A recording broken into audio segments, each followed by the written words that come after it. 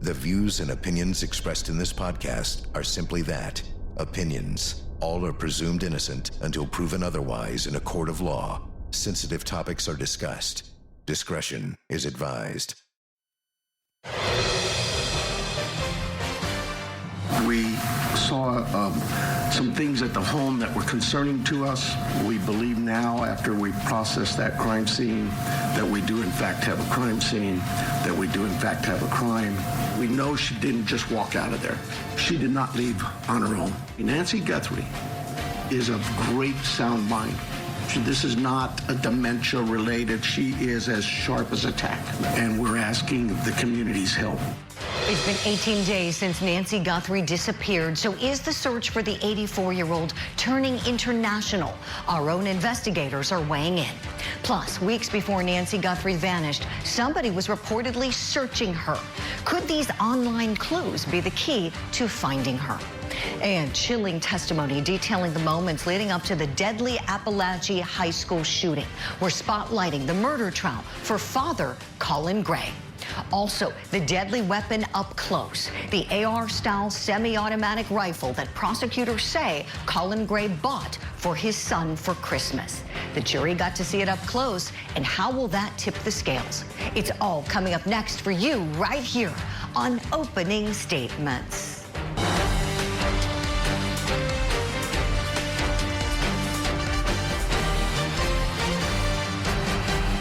Good Thursday morning, my friends, and welcome to Opening Statements. I'm Julie Grant. Are you ready for some coffee and some court? It's that time where we get you all warmed up and ready to go for the big day ahead on Court TV Live. So we'll kick it off as we always do. Grab that cup of coffee. It's time for my opening statement. Look up and ask questions. My friends, it seems to me that we've become conditioned in our society not to question what we see because we might offend somebody. I'm thinking about this because of a particular piece of evidence that was introduced in Colin Gray's trial. This. So his son, Colt Gray, is accused of carrying out a massacre with the rifle that his dad gave him. And the prosecution showed the jury this video of Colt getting on his school bus, carrying the rifle, sticking out of his backpack and wrapped up in cardboard and a sock. Look how heavy that looks. Look how awkward he looks carrying it. Do most people need two hands to carry a piece of poster board? Don't think so. My friends, I bring this up as a lesson that we can all take away from this tragedy and apply to our lives. We need to be aware of our surroundings. We need to look up and notice who's around us and what they're up to. Because if Colt Gray is the only kid walking into that school carrying a heavy-looking poster board with two hands and it's not science fair day, that's a red flag. Ask him what he's doing. Ask, what's so large that it can't fit in your backpack, son? And what's so heavy that you need two hands to hold it? I recognize that hindsight is 20/20, and this is in no way meant to cast any blame. I want to be very clear. Everyone at that school was innocent. Everyone at that school was victimized. I'm only saying this so that we can take a lesson along with us to try to help ourselves. We can't change the past, so we have to look ahead. We have to be observant. We have to be extra vigilant. And we can't be afraid to question what doesn't look right. So what if somebody gets offended? At the end of the rainbow, that won't matter. But your life does. That's my opening statement. Let me know if you like it. Right now, time for your daily docket. He got on his stomach. He put his arms out to the side like an airplane, and then he turned his head and didn't look, turned his head away from us. When we got close enough, Sergeant Boyd pulled his handcuffs out, and I kept him at gunpoint to provide lethal coverage while Sergeant Boyd placed him in handcuffs. The case I was just talking about, the murder trial for defendant and father Colin Gray, it resumes at 9 a.m. Eastern time in Georgia. And also happening in Georgia, we have the sentencing of Edric Faust. That's set to happen later today at 3 p.m. Eastern. He was convicted in the murder of UGA law student Tara Baker. And in Michigan, we've got testimony resuming in the trial for defendant Dale Warner. This guy's accused of murdering his once believed to be missing wife, Dee Warner. Court gets underway at 9 a.m. Eastern. Right now, let's take you to your top story. Could Nancy Guthrie be in Mexico? On Wednesday, Harvey Levin from TMZ says that his sources say that the FBI has reached out to authorities in Mexico. The search for Nancy Guthrie has gone international. We have learned the FBI has told federal Mexican law enforcement to tell various police agencies to be on the lookout for Nancy and her kidnapper. Now, our law enforcement sources are telling us that it is possible they believe that Nancy was taken across the border, but they doubt if she is across the border that it happened directly after the kidnapping. The Pima County Sheriff's Department put out a statement saying, quote, PCSD has received various requests for confirmation of various topics, including working with Mexican authorities, utilizing polygraph tests, specific video surveillance requests, financial analysis, etc. PCSD is not confirming or releasing any details regarding those topics at this time, end quote. All right. Well, they're not answering questions, but our investigators will. So let's bring them in now and talk about whether this search has gone international and whether Nancy Guthrie can be found in Mexico. I want to welcome in two extremely seasoned retired NYPD detectives, Sergeant and Detective Dan Murphy and Detective Mike Alcazar. Good morning to you both. Sarge, I'll begin with you. Your thoughts on whether Nancy Guthrie may be in Mexico? Nancy Guthrie could be anywhere. Given the proximity to the Mexican border of her house, it's entirely possible that whoever abducted her, providing it was an actual abduction at this point, we're not 100% certain of that, she could be in Mexico, absolutely. I think it's a reasonable next step for investigators to reach out to Mexican authorities to ask them to be on the lookout. To not do so would be a dereliction of duty. It's not that far away.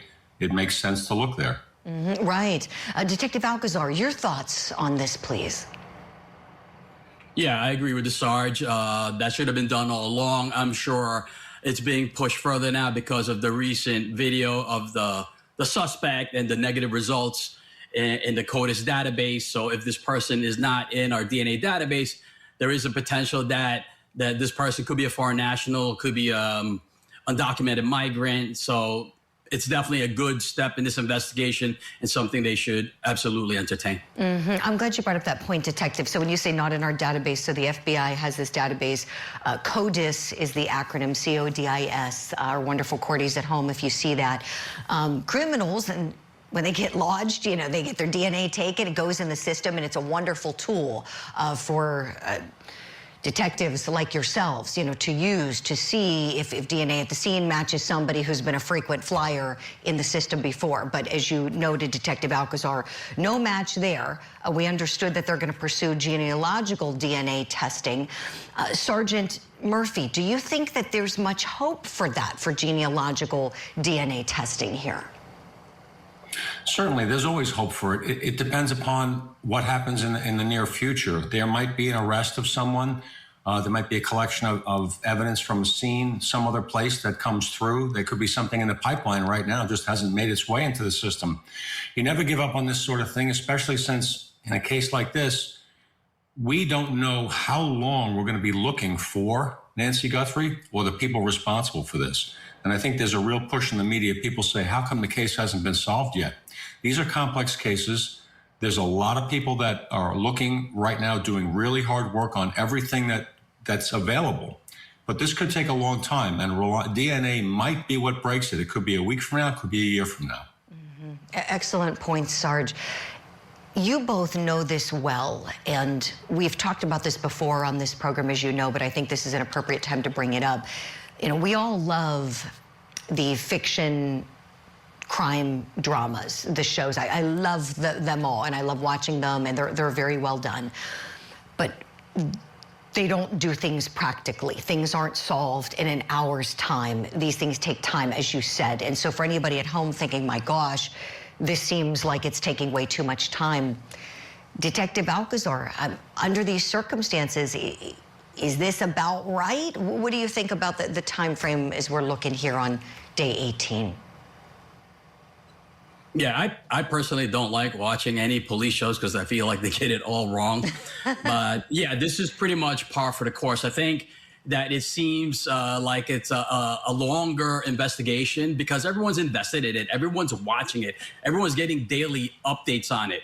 The sheriff is the king of word salad and people are getting frustrated with it. But I'm sure behind the scenes, the investigators, the FBI agents are, doing their best to solve their case, processing evidence, relying on people to test this evidence, relying on Google to yield results. So it's a long, arduous process, and it's normal.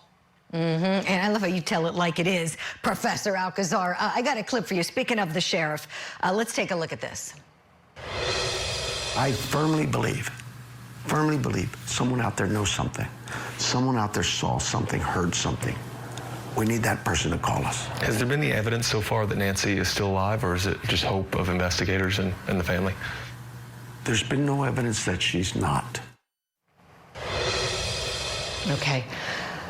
Sergeant Murphy, it's a grim reality, as we know. What do you think the likelihood is that Nancy Guthrie is still alive? I think it's slim. I think just simply based upon the time, her age, the circumstances of the blood found at the scene. I do not know if proof of life, and we don't know, has been provided to the FBI and the Pima County Sheriff's Office. We don't know that. They haven't released it. Absent that, I would say there's a good possibility she's not with us anymore simply because of all the circumstances. If you look at them collectively, it does not paint a picture that she's around. If I was an abductor and I was holding her for ransom, I would want you to know she's okay. She's my bargaining chip. She's the reason I'm going to get money. If I can't put that forward, she's not with me. Yeah, exactly. Great points. Let's take a look at TMZ. They got another ransom note. I believe this is number 4 now. Let's take a look. This is a highly sophisticated demand involving a form of crypto, not Bitcoin. Now, it is demanding roughly the same amount as the demand letter we received, shortly after the kidnapping, the $6 million demand. The demand graphically describes the consequences if the demand is not met. Okay, I want to make a correction. Fifth note TMZ has received. Detective Alcazar, your thoughts on these notes? Yeah, from what I understand, that's probably being investigated separately, like a completely separate case, because it could be potentially a hoax. I think initially everybody found it informative that TMZ is releasing this information. But, now we're on our 5th note. TMZ is becoming like the boy who cried wolf, and no one's really enjoying it anymore. We're not entertained by this. So I think it's just adding confusion to this case. It's outside noise that might not be relevant. Right. We know the reward has been upped. We will see what happens. Stand by, detectives, kindly, please. We got to hit a break. When we come back, we'll continue our discussion about Nancy Guthrie. And did you know that apparently someone's Google searches of her are trending this morning? That's right. Somebody was looking her up in the weeks before she vanished. Could that be a clue? We'll talk about it. Plus, chilling testimony describing the horrific scene during the Appalachia High School shooting. There are a bunch of bullet holes in the wall. I looked down to my right-hand side, closest to the door. I observed a human-like object laying on the ground motionless. Went and checked on him and deemed he was deceased. No amount of medical care could save him. And then there's a few other victims in that room. And then one student caught my attention and said, she just went out.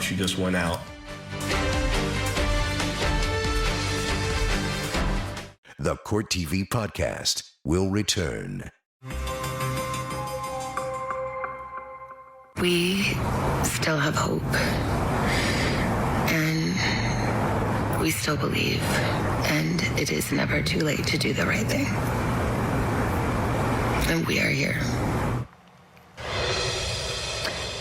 Nancy Guthrie's disappearance continues to trend this morning, and we're learning that an internet user might have searched for the 84-year-old's home address prior to her disappearance. According to Fox News, Google Trends records show one search for Nancy Guthrie's address between June 21st and 28th back in 2025 by somebody in Arizona. We know that Nancy Guthrie's address was searched again on January 11th, 2026. Fox News also reporting that leading up to Nancy Guthrie's disappearance, Savannah Guthrie's salary may have also been searched from Tucson sometime between December 13th through the 20th in 2025. So the question we're asking this morning, could these internet searches lead to possible suspects? Let's bring back in our law enforcement experts, Professor and Detective Mike Alcazar and Sergeant and Detective Dan Murphy. Detective Alcazar, I'll start with you, please. Your thoughts on the searches? Yeah, that's a good investigative lead in this day of technology. It's normal for investigators to search any kind of history, electronic history. When we conduct the victimology of the victim, we assess like information in her background, anybody that had threats with her, her family, financial difficulties.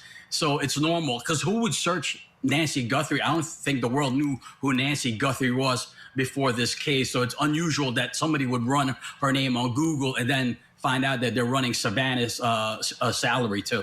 Mm-hmm, right.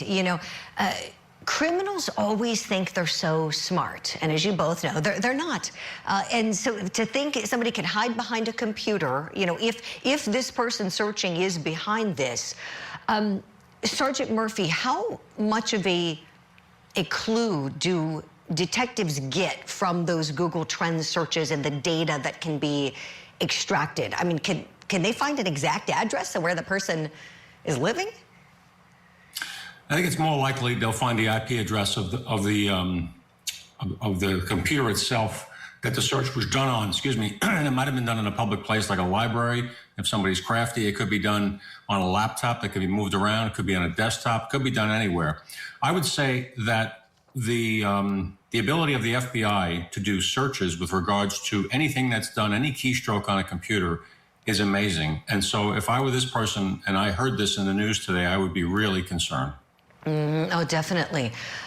So this is something that you have to wonder, could this be the best lead yet?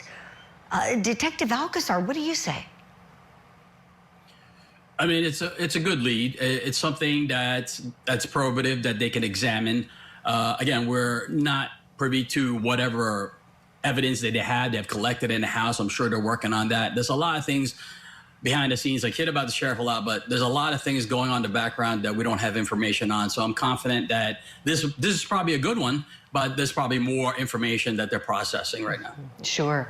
Now, and if the search for Nancy Guthrie wasn't compelling enough, guess what? There's a law enforcement connection to reality TV as well.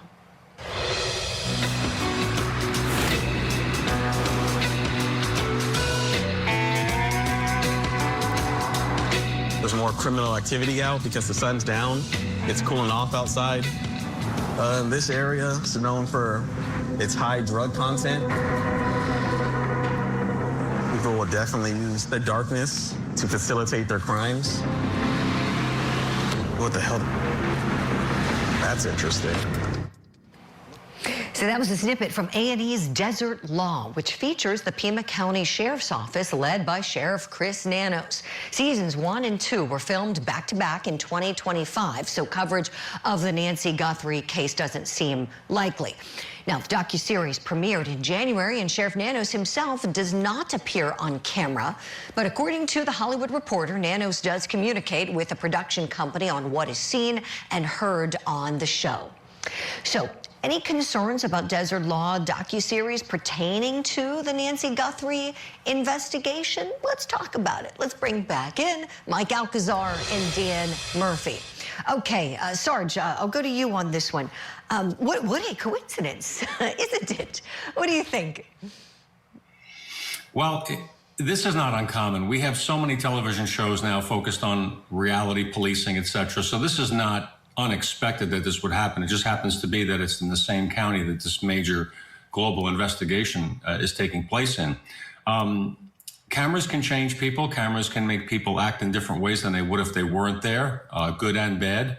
I'm assuming that this show just happened to be something that was there, has an opportunity for them to talk about what it's like to patrol and work in an area like Tucson, Arizona, that is near the Mexican border and not too far away from all the activity that's happened in the past few years with migrants coming in, et cetera. So this could just be total coincidence, and I don't see this affecting the investigation in any way, shape, or form unless they're going to give out certain elements of what they do that they shouldn't be talking about. But that's why they would screen this before it goes out on the air. If anything, the men and women, if you know you're on camera, sometimes it can be a real shot in the arm for you and let you know somebody cares about what you're doing. And these shows also tend to, at times, create a level of respect and understanding among the public about what police officers do. So that's a good thing. It sure is. All important points there, Sarge. Detective Alcazar, what do you think about this coincidence? I agree with everything that Sarge said. It's all the positive things. I'm going to talk about the negative. I think it's a re-election strategy. I think Nano's just got reelected, so he's trying to promote his police department. He's trying to show that they're doing good work. I think he's always talking about like politics, and politics have no place in this, but apparently it is, because again, he's showcasing his agency and the good work they're doing. So it's kind of like almost like a selfish strategy for him. Mm-hmm. You know, I wonder if he's at all leading this still. Looking at things, I would assume it's the FBI running the show almost entirely, and maybe this is just, it's his jurisdiction where this occurred. I'm curious what you both think on that. Sarge, do you think the FBI is running things? Is this pretty much out of this guy's hands at this point?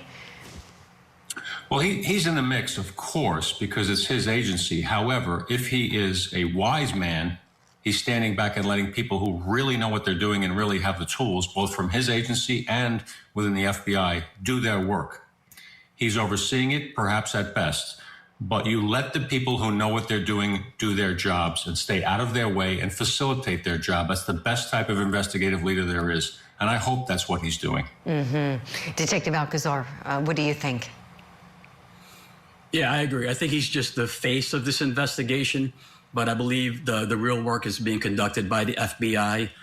He loves the camera. He loves to talk about this case, but I think he's not doing it. I think it's the FBI doing it. Mm-hmm. Yeah, it's interesting. He's not part of that show.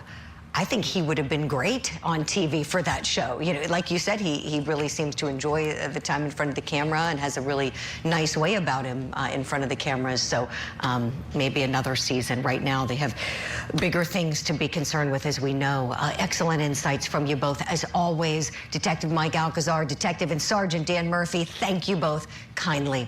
We'll hit a break. When we come back, here's what's next on Opening Statements. We're spotlighting the case of the father of the alleged high school shooter. We're taking a closer look at the haunting testimony that came before the jury in day 3.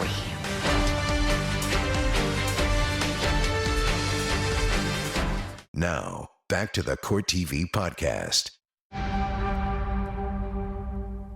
I remember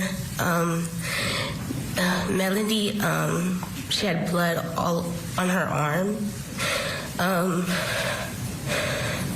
I remember her blood was like getting on the side of me because I was like kind of like laying on the side of her.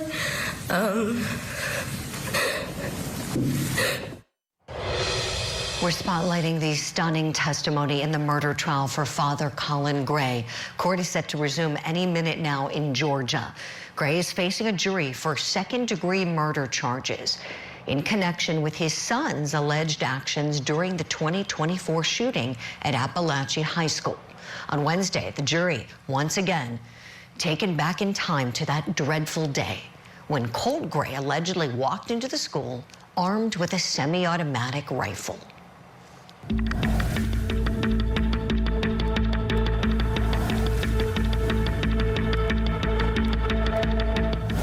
So you're trying to find this student that you don't know what he looks like? Correct. What steps do you do to try and do that? So we are trying to first get a visual of him when he left the classroom. So we were trying to nail down what time he left the classroom so we knew where to look on the cameras. And what is that?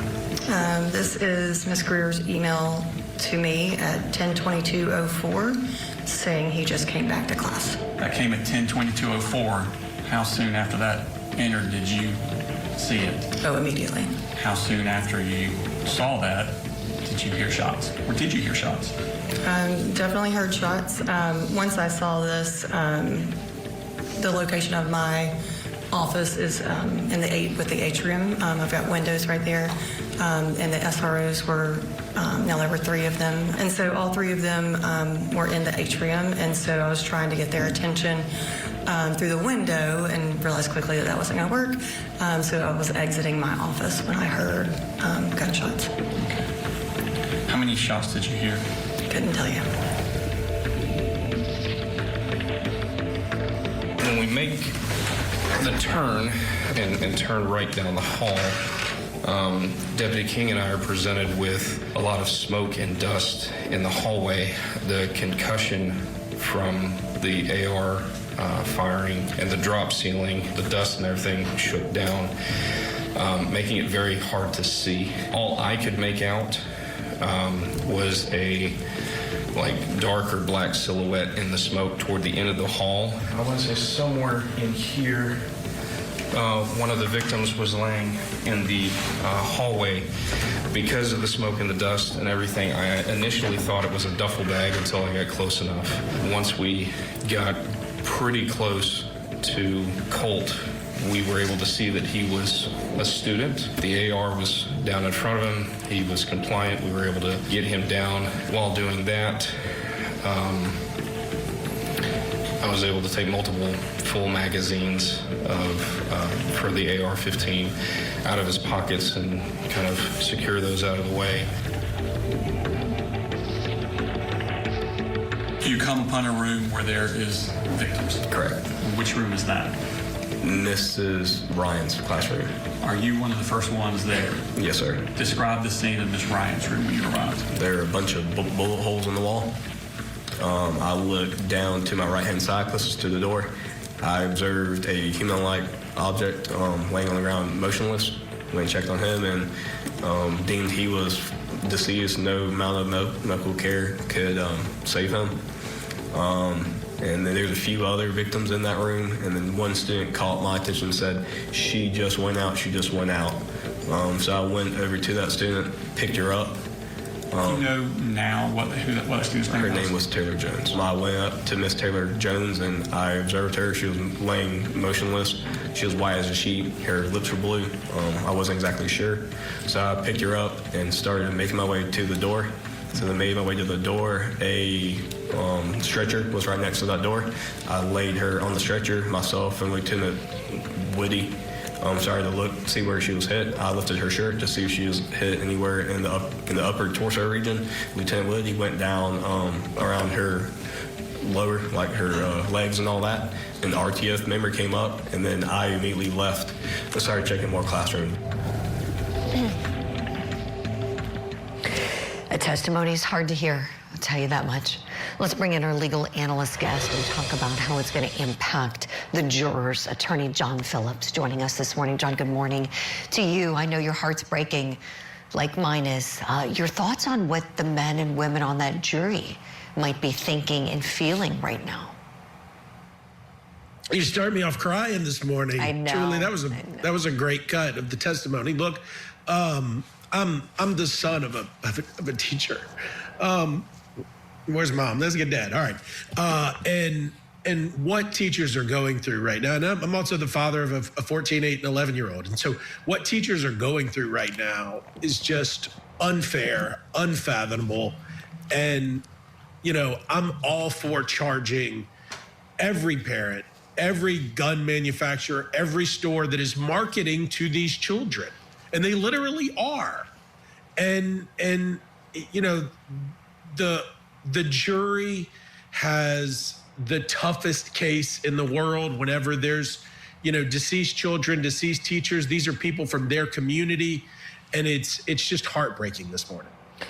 John, I want to go through some of the facts with you. You heard me popping off on my opening statement about this video, and nobody's questioning that.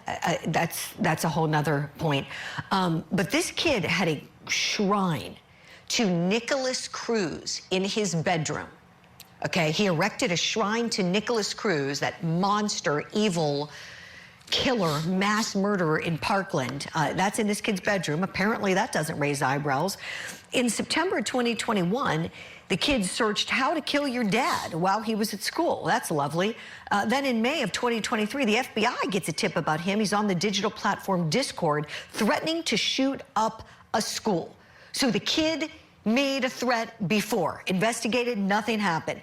And then he missed most of his 8th grade year because he sat out. He became reclusive, started cutting himself, so exhibiting mental health difficulties, breaking windows, exhibiting violent behavior. In December 2023, Dad gifts him the rifle. Gave him that nice Sig Sauer rifle as a Christmas present after the violent tendencies and the mental instability. And the days before the shooting, the kid tells his dad that he's hearing voices in his head. And I'll tell you something else, John Phillips, these parents knew the kid was mentally unstable and they're medicating him. They're giving him mom's prescription. This is a mental health problem. I am incensed at these parents. I know you are too. Go ahead, my friend. I am. And these cases all track. I mean, we've got Ryan Palmatier, who shot up the Dollar General here in Jacksonville. Same thing. He had a shrine to Nick Cruz. They write these manifestos and they get on 4chan and they post about each other and they brag about, their access to prescriptions and again, Google searching how to kill your dad. Like there are signs if you just parent people. Like it's not that hard. I do it mostly alone with a 14, 11, and 8-year-old. I know their girlfriends. I know their friends. I know what's going on. And I'm still able to have a life. I'm still able to work. You breed these people in. You've got to protect them from themselves sometimes. And that's what we're seeing, because they're just left to let the internet parent them, and we know how that's going to go, right? Most states regulate giving firearms to unsound minds, and certainly minors. And when you give them to both, like you should be prosecuted. You should be sued into oblivion. Yes. That's a good point, John. Dad should be sued as well. If the lawsuits haven't already happened, surely they will after this trial. Look at this. I mean, look at that kid. This is incredible to me. John, we're also waiting, as you know, to hear some more really big evidence in this trial against Dad, because there are text messages that show that the son sent his dad in August of 2024. Remember, the shooting happens in September, so a month before the massacre. The kid tells his dad that whenever anything happens, blood will be on his dad's hands. And then later in the month of August, he asked his grandma if he did something terrible, if she would still love him. And apparently that caused her great concern. And John, I feel for all these other parents, because I'm sure it is tough enough just being a parent, but then you have to worry about sending your kid to school with other kids who aren't being properly parented. This guy's letting his kids sleep with that rifle in his bedroom. Yeah, I mean, that is just unsafe gun ownership, period. But then under these circumstances, John.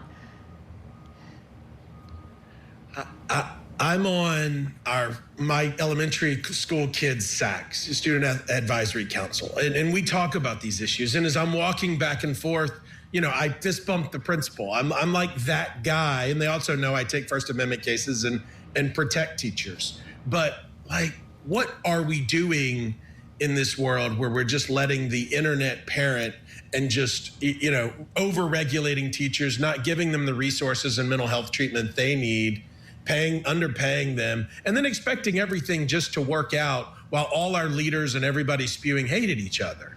And again, I've dug into the mind of some of these killers, and it's super dark, but it's like cliche. Like they're into meme culture. Like it's silly, and any modicum of parenting would get us to where we don't, like, just save one, just stop one. Yeah, don't give your child a firearm when they have mental health problems. Like, an idiot would know that. Like, to me, John, I said this before, I'll say it again. This case, it's like an idiot drill. Like, all these things, big, giant red flags coming up, and still, oh, no, son, keep the rifle in your bedroom. Maybe keep it next to the shrine to the mass murderer from Parkland. That's a good idea. Makes me sick. Good for these prosecutors, I say, in bringing this case. I think they're doing a fine job. John Phillips, as you know, we're not done talking about it. We're going to talk about the weapon that was put before the jury yesterday. We're going to talk about that next. This is an AR-15 style semi-automatic rifle. And approximately how much would this kind of weapon cost? It's going to be around probably $1,000. Yeah, 7.25 pounds, which is essentially the amount of force it takes for this firearm to discharge when pulling the trigger. Okay. And can you give us kind of something of an analogous weight to sort of quantify what that would feel like? Yeah, so like a gallon of milk is about 8 pounds. Firearms expert on the stand. The jury takes a look at what this kid brought to school in his backpack. That's next. This is the Court TV podcast. Jury also got to see a photo of Colt Gray in jail clothing after his arrest. So he's alleged to have carried out the massacre, and his dad is alleged to have enabled it. His dad is being charged with second-degree murder here. So let's talk about the significance of the evidence that the jury got to see on Wednesday. How might seeing that big rifle tip the scales of justice? Still with me, Attorney John Phillips. I want to welcome in the studio with me, former criminal defense attorney, also a civil attorney now, Erica Wilson. Erica, good morning to you. Great to have you along with us.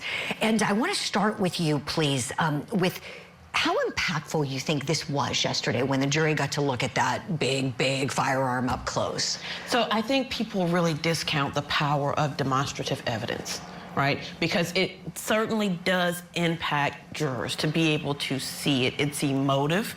The state knew that it would be emotive, and it was effective. It was effective. Right. Because just seeing the sheer size of it and also knowing that that was the weapon that actually took the lives of so many people, that also, those type of things actually do have an impact on jurors. It really would. It was shocking all for me to just see, like, and I'm not there in person, I'm just seeing it on TV, but to see it there in person and to imagine the harm that that thing caused in and of itself is definitely powerful. Yes, you're so right. And on that point, John Phillips, I'll go to you next on this point. When the advocate, in this case, the prosecutors are presenting it, it's a powerful moment where we see there's silence in the courtroom. You and Erica watched the tape back, and we can see the video playing as we're talking here. She looks very somber, the assistant district attorney who's walking the items of evidence in front of the jury. What does that powerful pause, John, do for the jurors?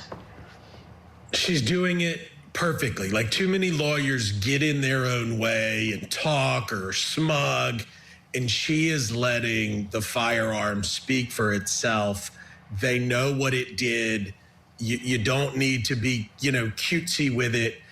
The first thing I did when I got the mass shooting here at the Dollar General, is I went to the same store and bought the same gun in the same way, and it's sitting in a locked closet here in my office, and it tells the story, and then kind of how it all went down, and so kudos, Erica Wilson nailed it. This prosecutor's nailing it.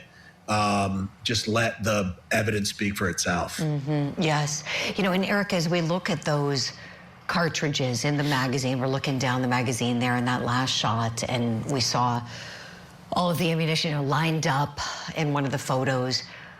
I think back to how this kid allegedly loaded up every single one of them allegedly with the intention to murder as many people as he could. It sends chills up and down my spine. Your thoughts, please. Exactly, and I literally just caught a chill. And I think that that's something that's going to resonate with the jurors, to know that you had to stop and pause and continue to reload. And we're dealing with children. We're dealing with children. There's just a certain line you don't cross. Children and old people, for me, it's always going to be a very sensitive topic. And for her to bring out the gun to see, and she was a relatively dainty person, and to see the size of the weapon up against her, and then to know that he would have to stop and pause and keep reloading, and then keep reloading, and then reload again in order to inflict harm on these children and the adults that were in the building that day, definitely is something that's going to resonate with those jurors. They're going to carry that with them into that juror room when it's time to deliberate. Yeah, you're exactly right. As you were talking, you made me think of something, Erica, when you said how dainty that prosecutor is. I thought, that's smart. If you're the prosecutor's office, you're not going to get your biggest ADA, some big, strong, man to hold that up. No, get a small, petite woman to hold it up and show the jury. Oh, I mean, look how big that magazine is. And he had extra magazines. This is just, it's incredible to me that he was able to bring that into the school and it raised no eyebrows. John Phillips, we have about a minute left. Last word to you before we need to let you go. Your thoughts on what the jury might be thinking at this point in the trial with the physical evidence they looked at with this firearm and all the ammunition, and about Dad's alleged enabling. Dad allegedly was the one who bought the firearm and bought the extra ammunition at the request of the son. Your thoughts, John? Invariably, there are going to be some jurors that have been trained that the Second Amendment is related to this in some way, and it's not. This isn't a Second Amendment case. This is a case of a dad giving a son who was underage a killing device in this instance. Not a gun for protection, not a gun for self-defense, not a gun for shooting. This was the wrong place, wrong time, wrong parenting, wrong everything, and lives were lost and injured forever. Yeah, you're exactly right, my friend. John Phillips, always great to have you on this program. Thank you so much. And friends at home, we're continuing our discussion. Erica Wilson is licensed in Georgia. She's practiced as a criminal defense attorney there. And when we come back, we're going to do a deep dive on the charges. Are these charges appropriate on the facts? So that is coming up, and court is set to start in just about 6 minutes from now, so that times perfectly with our break. We thank you for watching Opening Statements this morning. If you like the episode, share it, watch it again. We put them up every day on our website for you. Just go to courttv.com, click on that red shows tab right there. That's all for this episode of Opening Statements, my friends. I'm your host, Julie Grant, and it's been great being with you.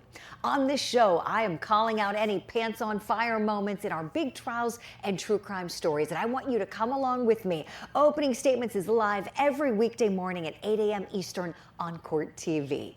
Thank you for downloading this episode. Please subscribe, leave a review, and share it with your friends. You can watch past shows anytime you like on courttv.com.